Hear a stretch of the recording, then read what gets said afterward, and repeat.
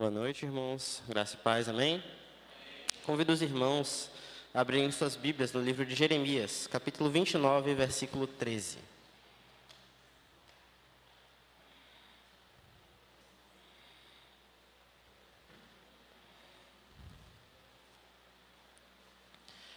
Repetindo, Jeremias, capítulo 29, versículo 13.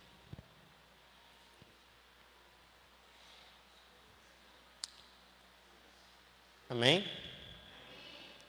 Leremos o texto. Vocês me buscarão e me acharão quando me buscarem de todo o coração. Senhor Deus, meu Pai, muito obrigado, Senhor, por mais esse dia de vida. Muito obrigado pela vida de cada irmão presente aqui esta noite, Senhor. Pai, fala ao nosso coração, Senhor. Que o Teu Espírito fale a cada um aqui esta noite, meu Deus. Senhor, esteja abençoando cada vida, esteja abençoando cada coração, Pai. E que possamos aplicar essa palavra em nossas vidas diariamente, meu Deus. Muito obrigado por tudo, Senhor. Em nome de Jesus. Amém. Bom, estamos no mês da intercessão, estamos no mês da oração. E o tema que estamos trabalhando é quem busca, acha, e a nossa divisa é exatamente essa, Jeremias 29, 13. Vocês me buscarão e me acharão quando me buscarem de todo o coração. Antes da gente começar a ir para os pontos do texto, a gente vai entender um pouco do contexto desse versículo. E a gente vai ler agora o capítulo 29, do 1, a gente vai pular para o 4 e vamos ler até o 15. Acompanhe a leitura comigo. São estas as palavras da carta que o profeta Jeremias enviou a Jerusalém, ao resto dos anciões do cativeiro, aos sacerdotes, aos profetas e a todo o povo que Nabucodonosor havia deportado de Jerusalém para a Babilônia. Versículo 4. Assim diz o Senhor dos exércitos, o Deus de Israel, a todos os exilados que eu deportei de Jerusalém para a Babilônia: construam casas e morem nelas, plantem pomares e comam o seu fruto. Casem e tenham filhos e filhas, escolham esposas para os filhos de vocês e deem as suas filhas em casamento, para que tenham filhos e filhas. Aumentem em número, não diminuam aí na Babilônia.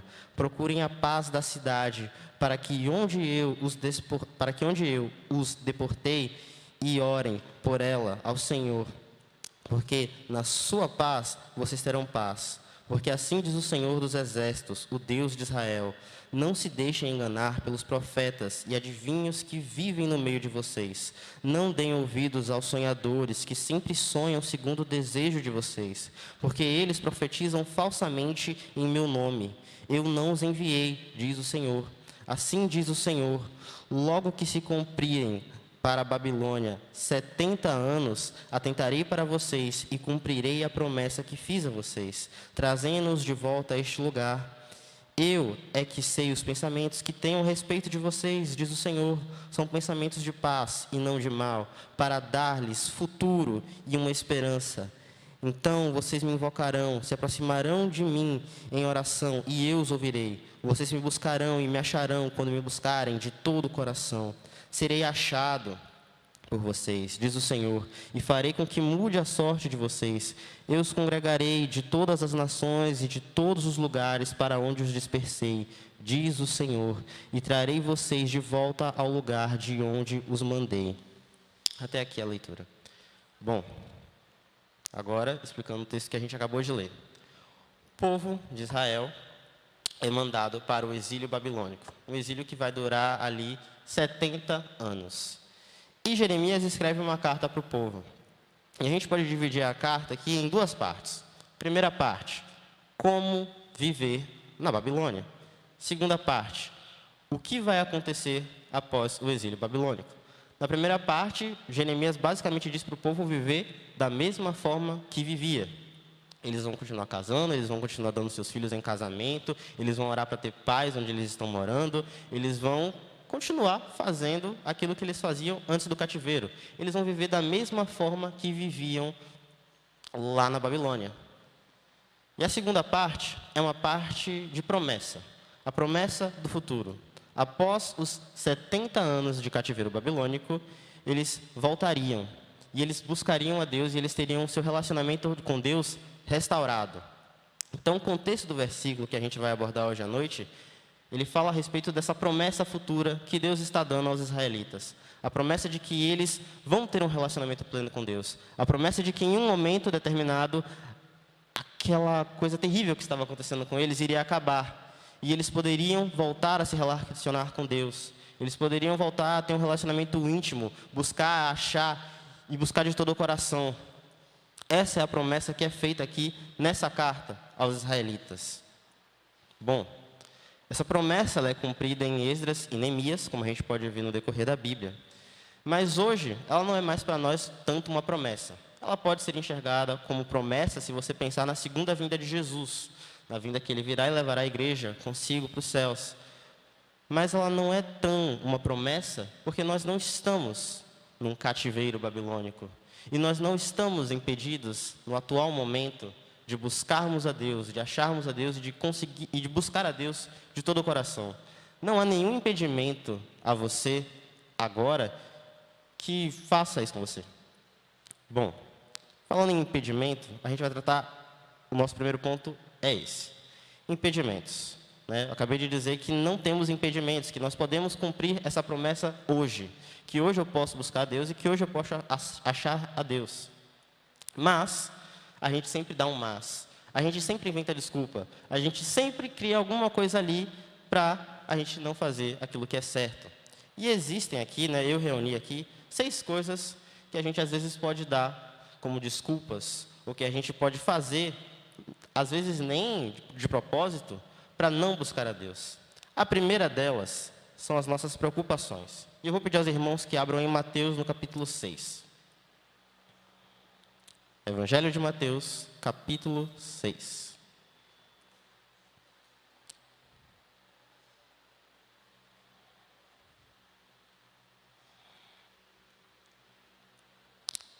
Evangelho de Mateus, capítulo 6, versículos 25 a 29. Amém?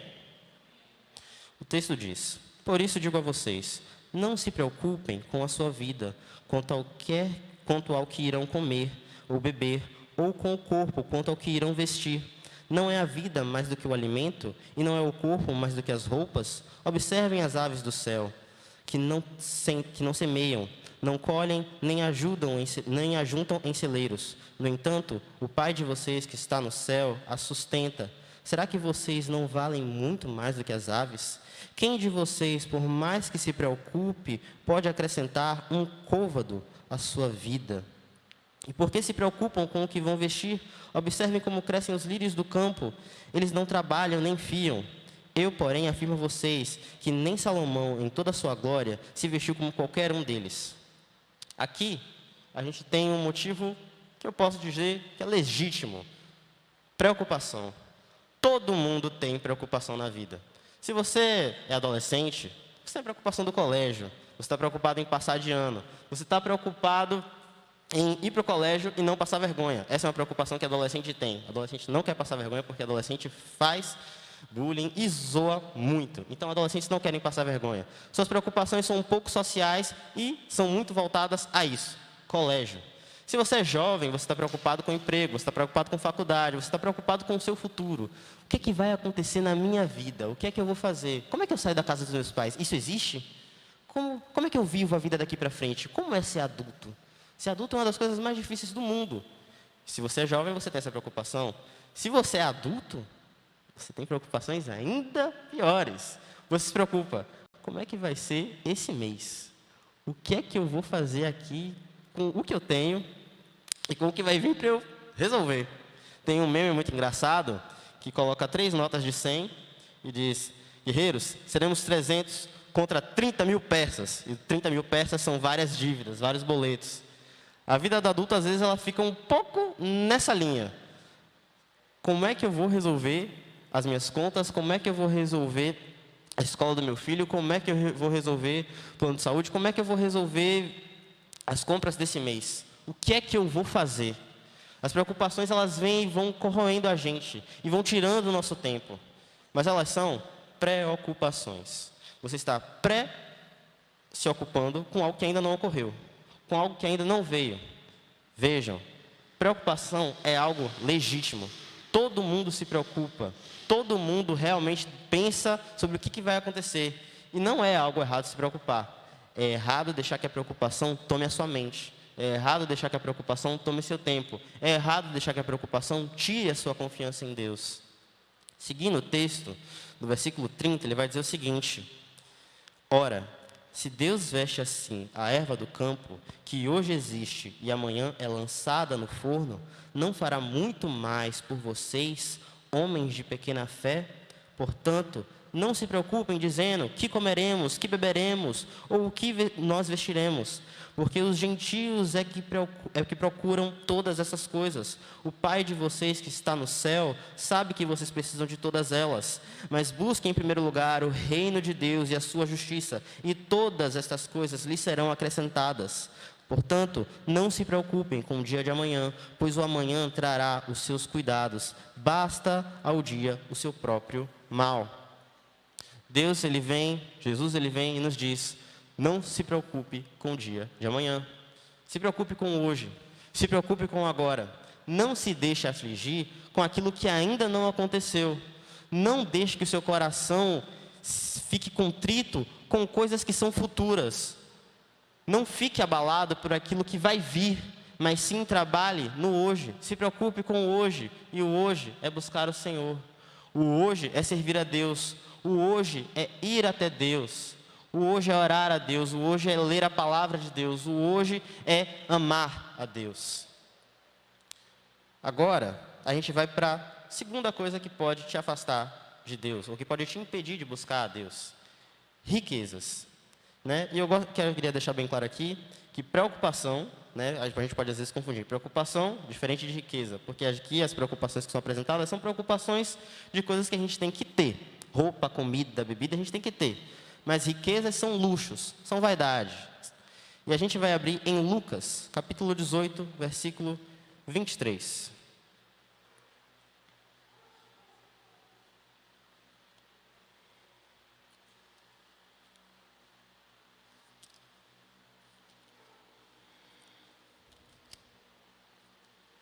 Lucas, capítulo 18, versículo 23.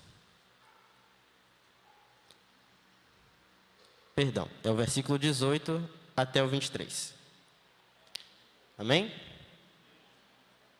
Lucas 18 a 23. Diz o seguinte: certo homem de destaque perguntou a Jesus: bom mestre, que farei eu para herdar a vida eterna?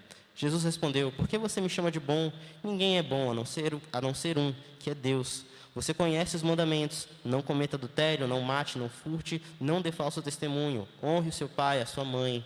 Então o homem disse: tudo isso tenho observado desde minha juventude. Ouvindo isso, Jesus lhe disse: uma coisa ainda falta a você. Venda tudo o que tem.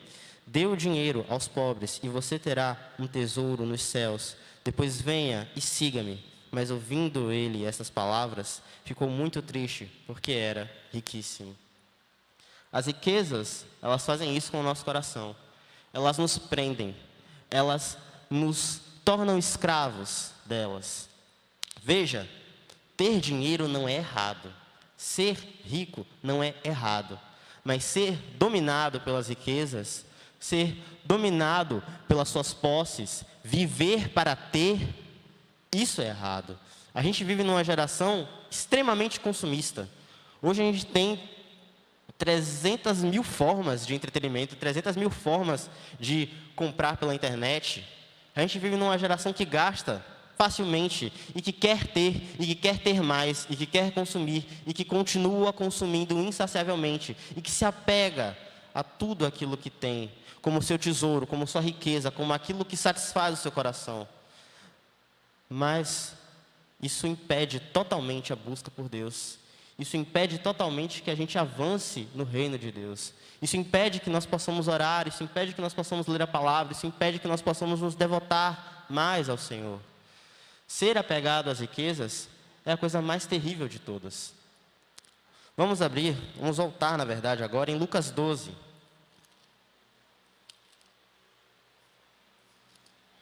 É só você virar um pouquinho aqui sua Bíblia e você vai achar Lucas 12, versículo 16. Vai dizer o seguinte: E Jesus lhe contou ainda uma parábola, dizendo: O campo de um homem rico produziu com abundância. Então ele começou a pensar: Que farei, pois não tenho onde armazenar a minha colheita?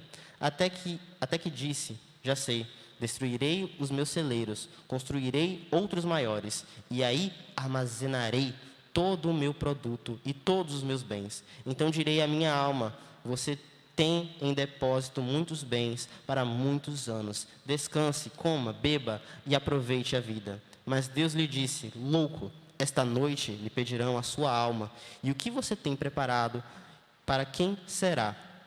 Assim é o que ajunta tesouros para si mesmo, mas não é rico para com Deus. A gente tem que se prevenir, e a gente tem que ter uma certa análise de como a gente está tratando as coisas que temos. Se a gente constrói uma idolatria, sim ou não, com os nossos bens materiais, com a nossa riqueza. Talvez você tenha nascido num lar pobre, tenha tido uma infância difícil, graças a Deus conseguiu conquistar uma casa hoje muito linda, muito bonita, algo muito maravilhoso que você nunca imaginou, e você pode se apegar àquilo. Você pode ter saído de um lar um pouco conturbado e hoje que já é mais velho, ter sua estabilidade financeira e ter alguns bens que você é apegado porque você conseguiu conquistar aquilo. Mas não seja apegado. Não tenha aquilo como seu tesouro. Não tenha bens materiais como seu Senhor. Viva para Jesus. Os seus bens, eles podem te ajudar, eles podem te servir, mas o Senhor é quem é o nosso maior tesouro. Precisamos de Deus no nosso coração e precisamos ter Ele como o nosso maior tesouro. Em Mateus, capítulo 13, tem uma parábola que vai dizer que o reino dos céus é semelhante a um homem que achou um tesouro, ele enterrou no campo e ele vendeu tudo o que tinha e comprou o campo. Porque ali estava um tesouro muito maior do que tudo o que ele tinha. Ter Deus no nosso coração, ter Deus como nosso tesouro, nos faz fazer exatamente isso. Abandonar tudo o que temos e comprar apenas, comprar aqui, entenda, eu estou usando a mesma palavra da passagem, comprar a presença de Deus, comprar estar com Deus. A gente abandona tudo, a gente larga tudo para poder ter Deus em nosso coração e como centro de nossas vidas. Outra coisa que pode te impedir de buscar Deus, e nisso a gente vai para 1 Pedro, capítulo 3, versículo 7.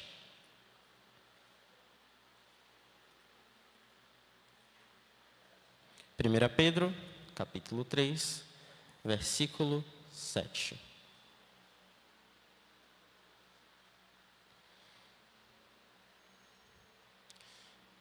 texto diz o seguinte: Maridos, vocês igualmente vivam a vida comum do lar, com discernimento, dando honra à esposa, por ser parte mais frágil e por ser co-herdeira da mesma graça da vida. Agindo assim, as orações de vocês não serão interrompidas. Eu quero frisar aqui a parte: agindo assim, as orações de vocês não serão interrompidas. Eu não li todo o texto, do versículo 6 até o versículo, do versículo 1 até o versículo 6, vai falar a respeito de como as mulheres deveriam se comportar. E aqui só vai ter um versículo falando a respeito de como os homens deveriam se comportar. Isso, alguns teólogos acreditam, é porque tinham mais mulheres do que homens nas igrejas ao qual Pedro está escrevendo. E aqui ele está falando algo muito interessante. Ele vai falar uma série de comportamentos que homens e mulheres devem ter em seus casamentos. A mulher, ela deve ser submissa ao seu marido. O homem, ele deve amar sua esposa e viver a vida comum do lar. Agindo assim, as suas orações não serão interrompidas. Veja, a gente tem, se a gente for trazer ao contrário aqui, uma receita de bolo de como pode se interromper as orações, sobre como a vida do casal com Deus pode ser quebrada. Como? Não agindo conforme o texto está aqui descrevendo exatamente.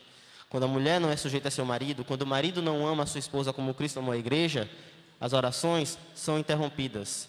Isso acontece. Você pode dizer: mas Levi, eu sou sujeito a meu marido. só que ele não me ama como Cristo amou a igreja. O que eu faço? Bom, continue sendo sujeito a seu marido. Em 1 Coríntios 7 vai dizer o seguinte, ele vai dizer que através do seu comportamento, seu marido será salvo. Na verdade, o próprio texto de 1 Pedro 3 também vai dizer a respeito disso. Pelo seu bom comportamento, pela sua boa conduta, pela sua vida cristã, o seu marido ele vai ser convertido. Você, marido, pode me dizer, mas Levi, a minha esposa não é nem um pouco sujeita a mim.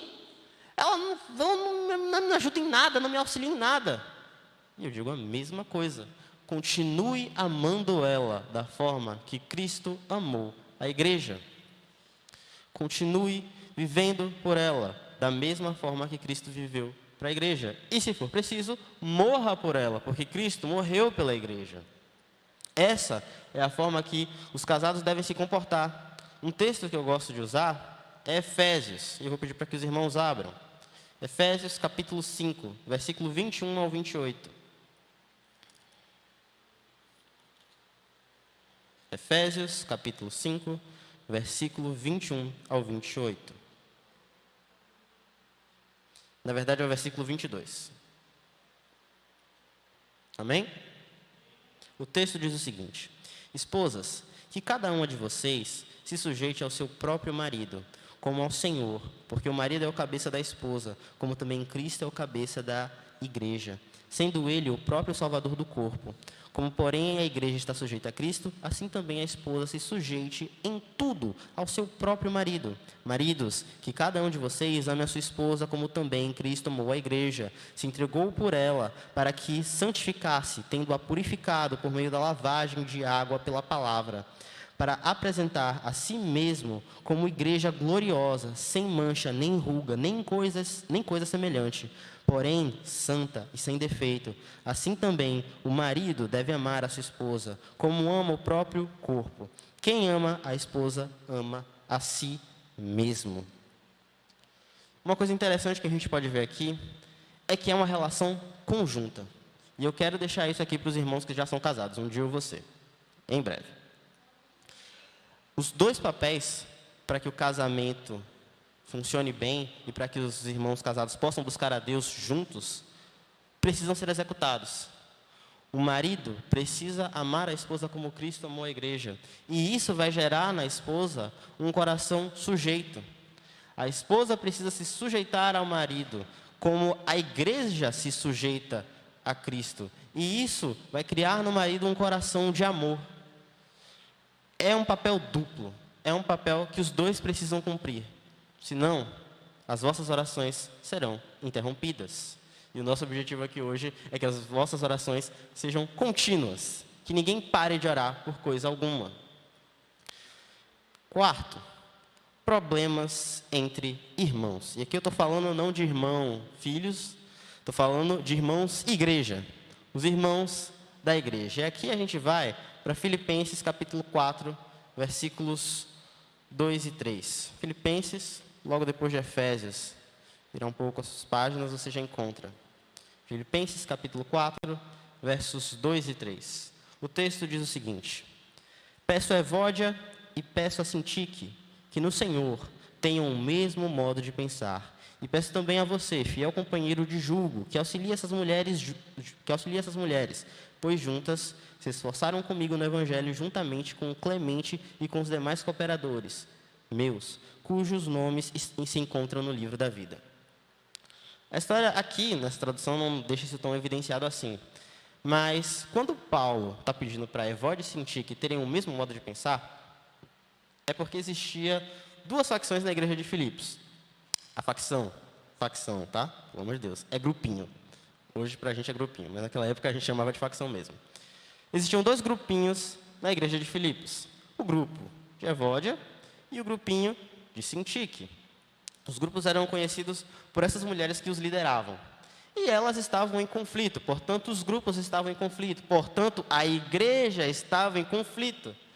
E Paulo pede a alguém, né, que ele vai dizer aqui, ele vai pedir ao companheiro dele, acredito que é Epafrodito, não estou conseguindo achar o nome, que vá e que reconcilie elas, que ajude ele para que elas possam se reconciliar e para que assim a igreja possa se reconciliar. Brigas em igreja é normal. Infelizmente é normal. Por quê? Porque aqui é um teto que está cobrindo uma multidão de pecadores que foram redimidos, graças a Deus, mas ainda assim são pecadores. E qualquer pecador, seja ele o pecador menos pecador ou o mais pecador possível, pode ser o pior pecador de todos.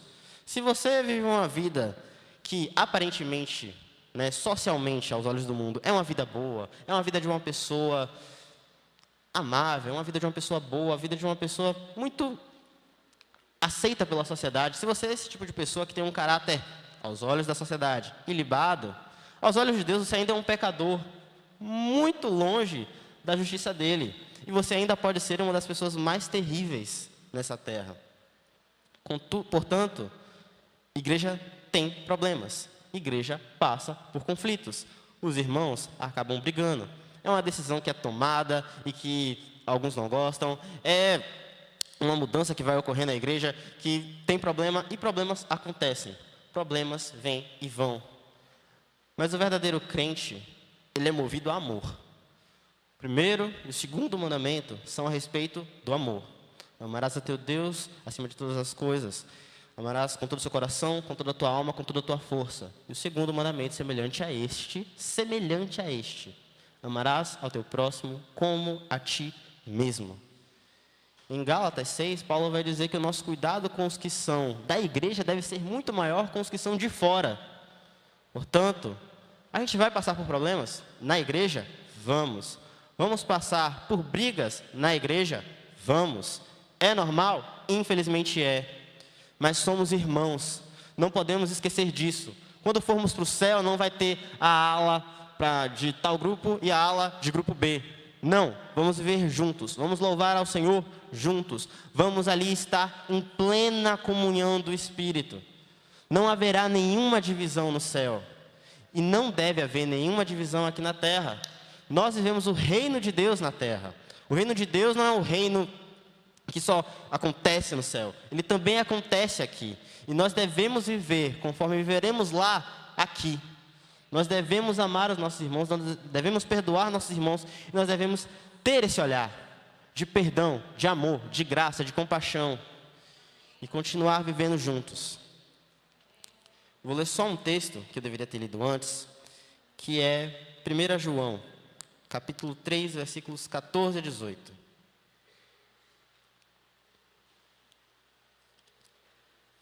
1 João, capítulo 3, versículos 14 a 18.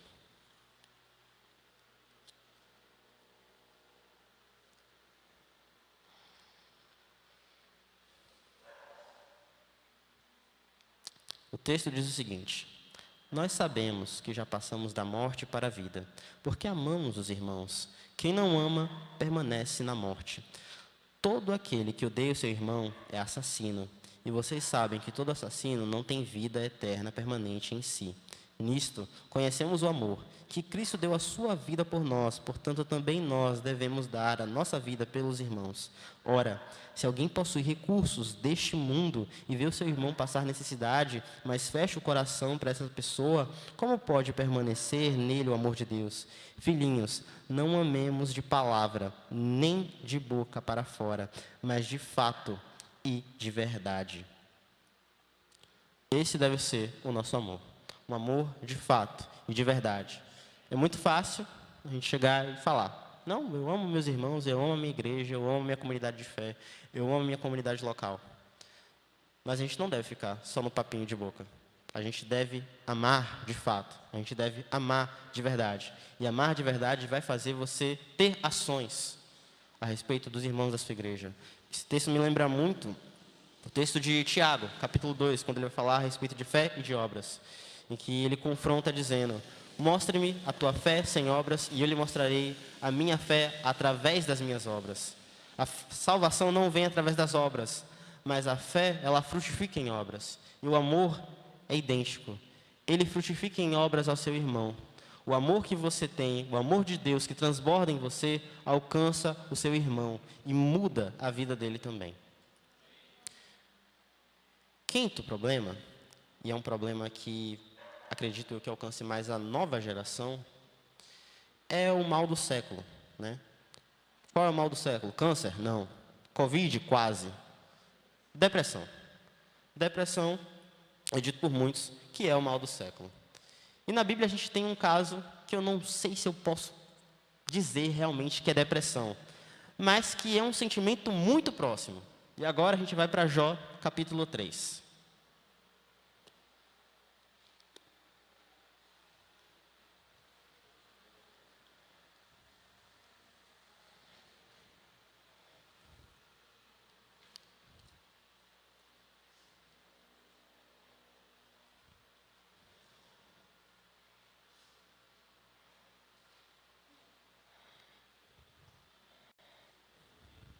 Jó, capítulo 3, só um segundo.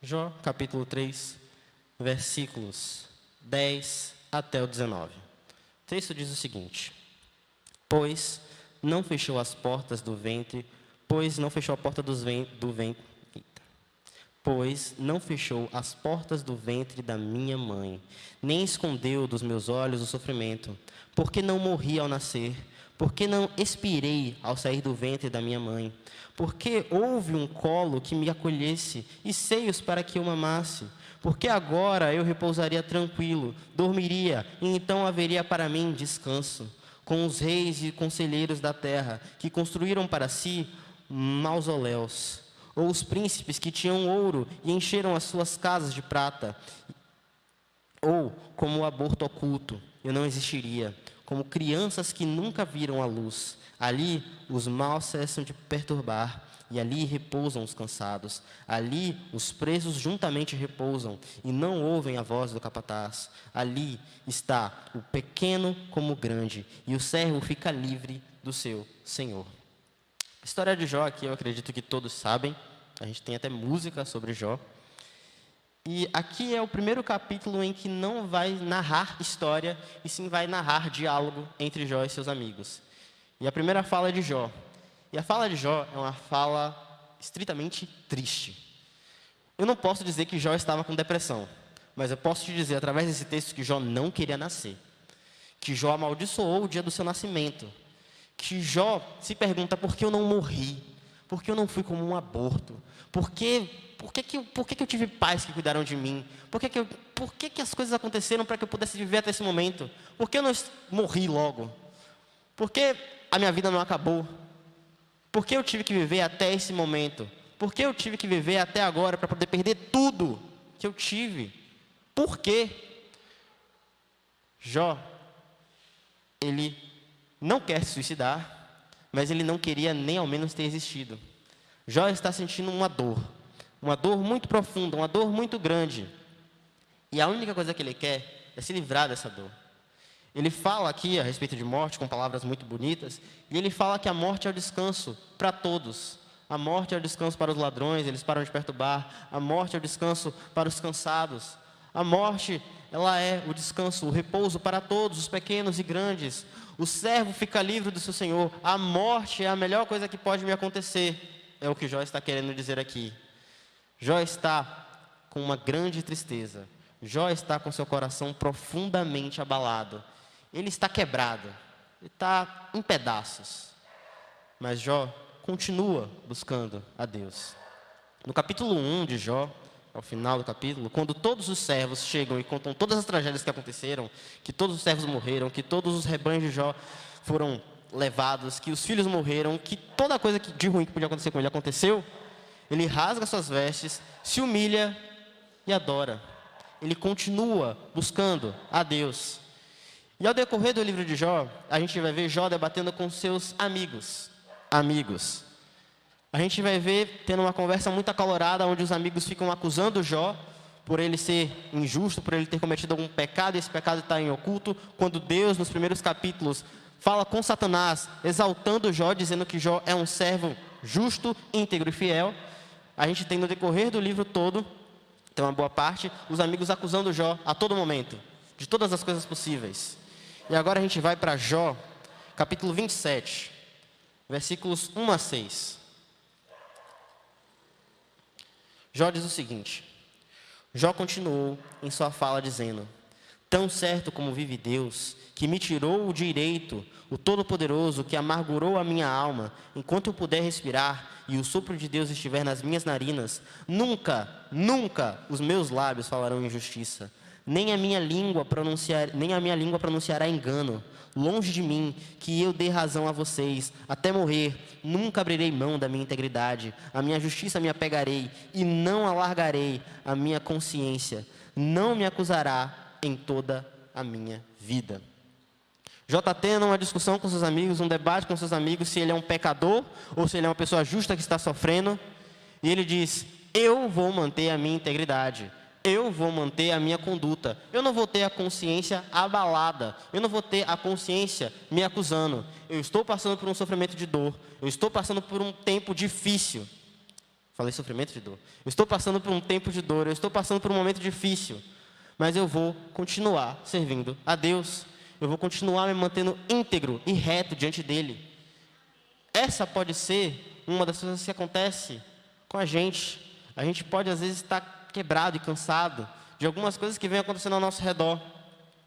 E a gente pensa, você pode estar pensando: Levi, eu não sou Jó. Jó era o homem íntegro, fiel, reto, justo.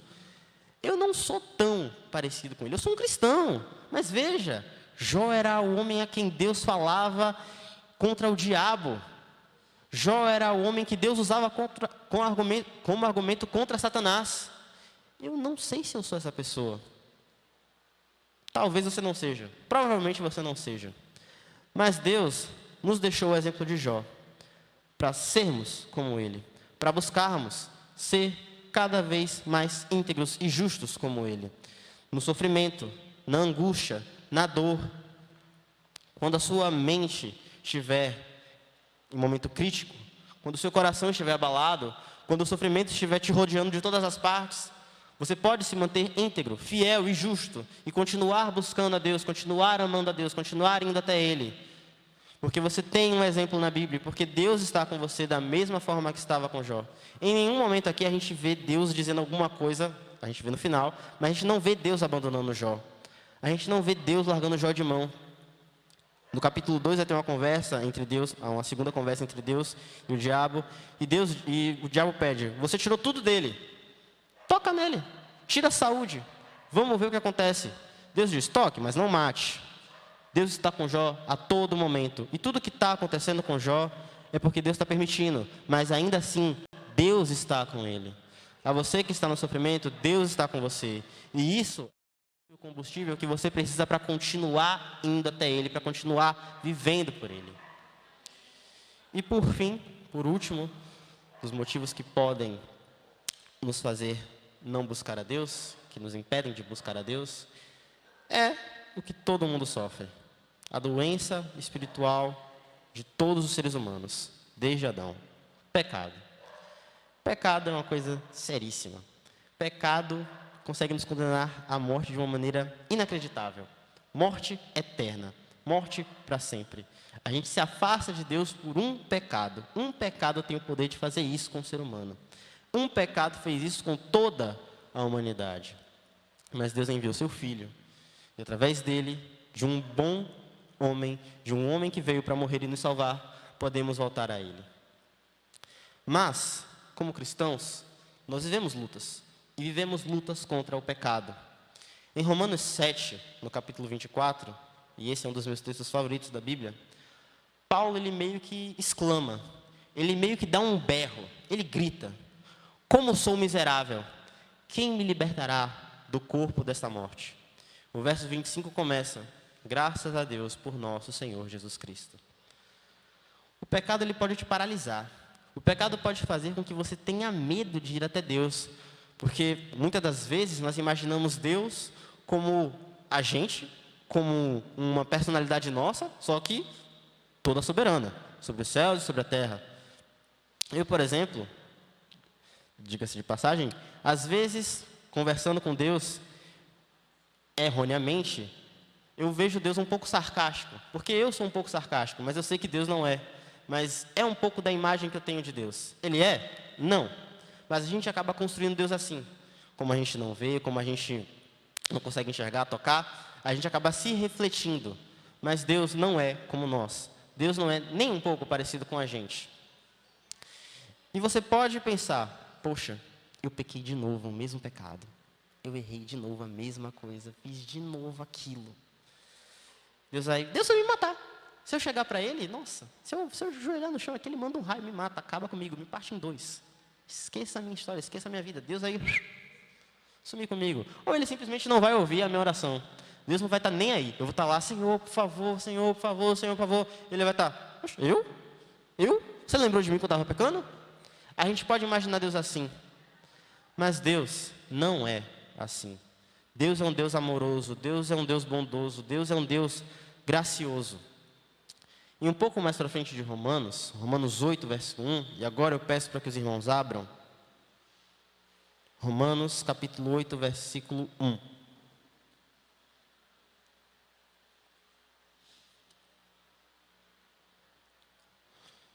Romanos capítulo 8, versículo 1. Diz o seguinte: agora, pois, já não existe nenhuma condenação para os que estão em Cristo Jesus. Graças a Deus por nosso Senhor Jesus Cristo. Você pode se ver afogado no pecado. Você pode se ver sufocado por ele. E você pode se sentir muito triste. E isso pode gerar um arrependimento genuíno em você. E você pode ter a segurança de buscar a Deus, de ir até Deus e de receber o perdão e a misericórdia dele. Ele oferece gratuitamente o relacionamento conosco. Ele nos chama para buscá-lo, ele nos chama para vivermos com ele. Ele te ama, ele entregou o seu filho por você, ele perdoou todos os seus pecados na cruz de Cristo há 2000 anos atrás. Já passou, Deus não se lembra mais. Em Lucas, no capítulo 15, a gente tem a parábola do filho pródigo. E uma coisa interessante, eu já vi muitas pessoas falando aqui a respeito da parábola do filho pródigo, mas uma coisa que eu só consegui observar num livro a respeito disso, é que quando o filho chega, o pai abraça, e o filho não consegue nem terminar. Ele não termina a oração que ele tinha preparado. Ele não completa. Ele só fala com o pai. Pai, Pai abraçou. Ele não chega a completar. O perdão de Deus é dessa forma. Ele é imediato. A gente se achega a Deus e ao mesmo tempo Ele nos perdoa. A gente busca a Deus e Ele derrama a sua graça e a sua misericórdia sobre nós. A gente pode ter acesso a Deus. A gente pode ter um relacionamento com Deus. A gente pode ir até Ele com confiança, porque Ele nos ama e Ele nos atrai para si. E Ele nos chama para um relacionamento com Ele. Agora, a gente acabou as coisas que podem nos impedir de buscar a Deus. E o texto vai seguir dizendo: me acharão. Em Isaías 55:6, ele vai dizer: buscai o Senhor enquanto se pode achar, invocai enquanto está perto. Nós estamos nesse momento. A gente está vivendo num momento em que a gente pode buscar o Senhor, em que a gente pode invocá-lo, porque Ele está perto. Porque nós temos o Espírito Santo e podemos falar com Deus a qualquer momento. Podemos buscá-lo, podemos orar a Ele na rua, no trabalho, no ônibus, em qualquer lugar. Podemos clamar o nome do Senhor em qualquer momento, em qualquer ocasião. Ele está perto de nós. Quando você está sentado aqui no banco, Deus está do seu lado, o Espírito Santo está do seu lado, Jesus está do seu lado. Quando você estiver indo para sua casa, andando de carro, de moto, seja do que for, Jesus vai estar ao seu lado te acompanhando. Quando você deitar para dormir, Jesus vai estar lá com você. Quando você acordar, adivinha, Jesus está lá também. E quando você estiver vivendo a sua vida, Jesus vai estar lá. Jesus está com você todos os momentos. Você tem livre acesso a Ele. Em Mateus capítulo 7, versículos 7 a 11, diz o seguinte: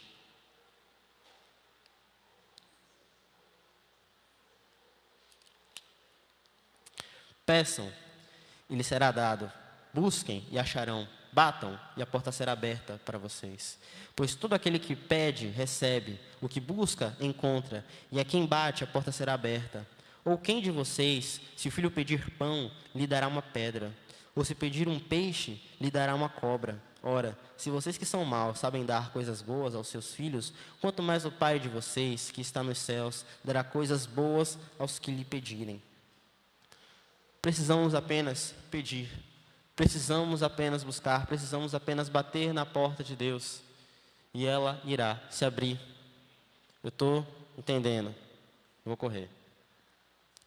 Deus nos dá livre acesso a Ele. E por fim, como buscar a Deus de todo o coração? Duas coisas. Primeiro, Mateus 22, versículos 36 a 38, vai falar: ame o Senhor teu Deus de todo o coração, com toda a tua alma, com todo o teu entendimento. Primeiro, você precisa amar a Deus acima de tudo. Você precisa ter o amor de Deus em você de maneira grandiosa. Você precisa amá-lo de maneira grandiosa. E isso leva tempo. Para se amar, você precisa de tempo. Você precisa ter tempo com Deus para amá-lo. E segundo, você precisa morrer. Em Mateus, no capítulo 16, versículo 24, o contexto é que Pedro acabou de ter uma revelação do Espírito, ele acabou de também ser corrigido por Jesus, e Jesus vai dizer o seguinte: quem quiser vir após mim, negue-se a si mesmo, tome sua cruz e siga-me. Pedro falou com Jesus que Jesus não morreria, que isso não aconteceria com ele. E Pedro estava ali, sendo voz de Satanás, tentando Jesus. Jesus não queria morrer, Jesus não queria ser afastado de Deus.